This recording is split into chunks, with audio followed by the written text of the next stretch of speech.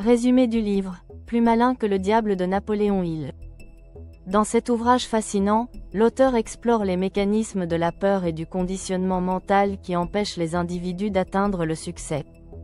Écrit en 1938, mais publié bien plus tard, ce livre propose une discussion sous forme de dialogue entre l'auteur et une entité qu'il appelle « le diable ».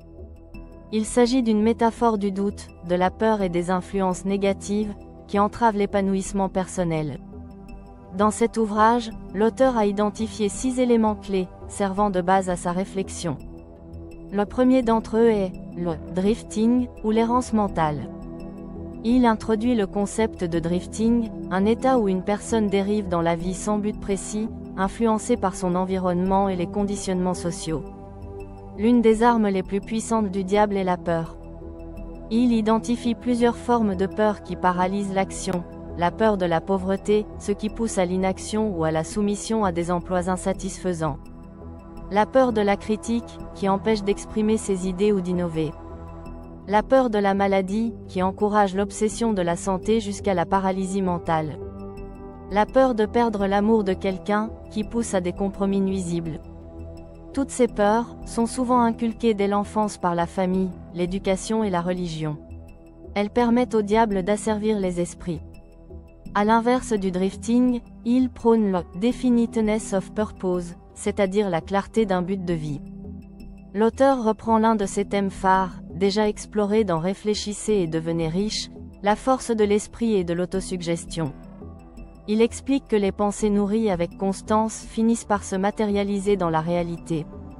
Il critique sévèrement l'éducation et certaines formes de religion qui inculquent la peur et empêchent le développement personnel. L'auteur insiste sur le fait que l'inaction est le terrain de jeu du diable. Une personne qui hésite, qui procrastine ou qui craint l'échec tombe dans le piège du drifting.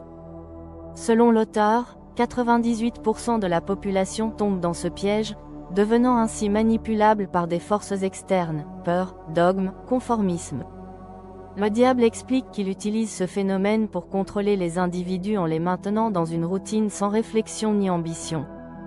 Ceux qui ont un objectif précis et une vision à long terme sont beaucoup plus résistants aux manipulations du diable. Il insiste sur la nécessité de la discipline mentale, du contrôle de ses pensées et de la persévérance pour atteindre ses objectifs.